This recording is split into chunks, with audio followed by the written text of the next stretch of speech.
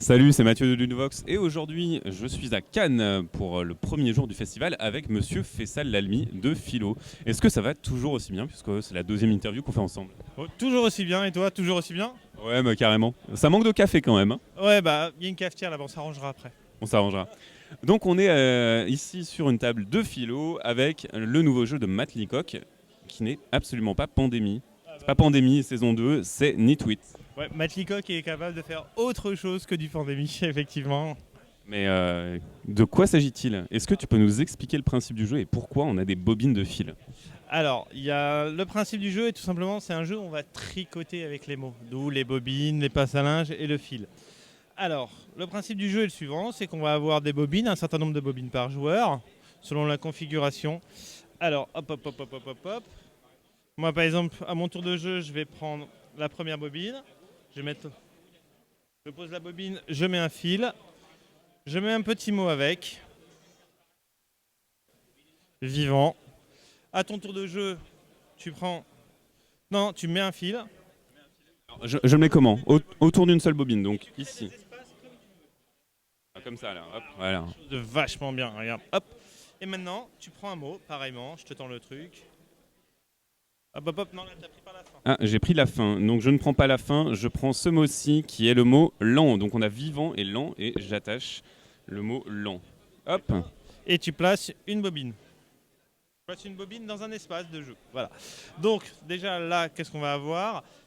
C'est qu'on va continuer comme ça jusqu'à utiliser toutes les bobines en fonction du nombre de joueurs, etc. etc. Mais qu'est-ce qu'il va falloir à un moment donné, c'est prendre ces petits papiers et tous ensemble, chacun dans son coin, répondre à des critères. Par exemple, le critère numéro 1 va être vivant et lent. Qu'est-ce qui est vivant et lent? Une tortue. Une tortue. Oui, mais moi, il ne faut pas que j'ai mis tortue. Parce que sinon, ça annulera nos points. Un éléphant. Un éléphant, moi j'ai mis tortue. Donc on va jouer comme ça, rajouter, regarde, hop, on peut essayer d'en rajouter un ou deux pour essayer un peu de complexifier. Qu'est-ce qui est vivant et Chuck. Tiens, je vais le mettre là, celui-là a l'air. Regarde, hop, il a l'air fort. Par exemple, hop, non. Donc, vivant, lent et bleu. Ah non, on a non pas forcément. Ouais, là on a vivant, lent et bleu. Ok. Qu'est-ce qui est vivant, lent et bleu? Baleine. Un schtroumpf qui rampe. Ah d'accord, on peut aller aussi moins que ça. Ah bah voilà, voilà, tout le truc est là. Pour te dire, nous on a eu des choses assez magnifiques. Qu'est-ce qui est grand, énorme? Non, c'était grand et peu cher. Et Sun. Ah effectivement, avec tout ce qui est tout ce qui est solde, c'est pas cher, ça se discute. Voilà, tu peux partir dans tous les sens comme tu le veux. Après, on peut mettre une convention autour de la table. Non, attendez, là, le schtroumpf handicapé qui a une barbe, peut-être pas, quoi. Voilà, c'est une convention autour de la table. Donc on va jouer comme ça avec les mots. Et l'idée du jeu, c'était... parce qu'aux États-Unis, ça passe pas comme un party game, parce que ça fait pas poète-poète. C'est ça. Ils l'ont plutôt défini comme un social game, c'est-à-dire un jeu où on va se retrouver tous ensemble et essayer de trouver ce petit truc en plus.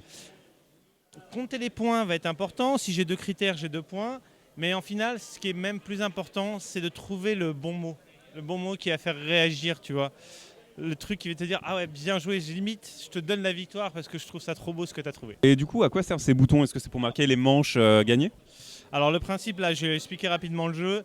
Normalement, il y a un certain nombre de boutons en fonction du nombre de joueurs. Dès que j'ai fini, ou je pense avoir fini, c'est-à-dire que je ne suis pas obligé d'avoir rempli tous les critères, parce que, encore une fois, l'idée compétitive n'est pas vraiment là. J'attrape le bouton de plus forte valeur et c'est un certain nombre de points qui me rapportent en plus à la fin de la partie.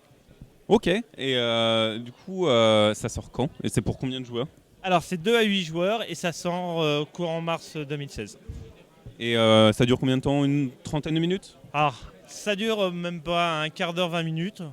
Voilà, et en général, ça dure un peu plus longtemps parce qu'on a envie d'en refaire une deuxième derrière, ou une troisième. Forcément. Et du coup, j'ai encore plein de questions. Donc c'est un jeu de Matt Leacock qu'on connaît pour Pandémie. Donc on parlera de l'As d'Or tout à l'heure, hein, mais félicitations. Du coup, est-ce qu'il est arrivé avec le jeu? Comment vous l'avez développé? Est-ce que ça a été long? Est-ce que ça fait longtemps que vous l'avez dans les cartons? Ouais, ça fait. Alors moi, j'en ai entendu parler il y a plus d'un an et demi, donc peut-être qu'il était un peu là avant. En fait, l'idée c'était que Matt Leacock, on va dire qu'on le connaît bien chez Philo, Ziman. Donc il est venu nous présenter le jeu et on a un peu flashé dessus, ouais. Donc lui était parti en fait des diagrammes de veines, tout simplement, avec des histoires de tableaux blancs au début. C'est tout un processus. Je crois qu'il y a une vidéo qui est trouvable sur le net où il explique tout ce qu'il a, par quoi il est passé, des tableaux blancs avec des aimants, puis il est passé aux élastiques, etc. Et au final, quand il est arrivé chez nous, on a fait tout le développement, on a fait les bobines, on a trouvé le système de bobines, on est parti vraiment dans la boîte. Je sais pas si tu peux ouvrir la boîte.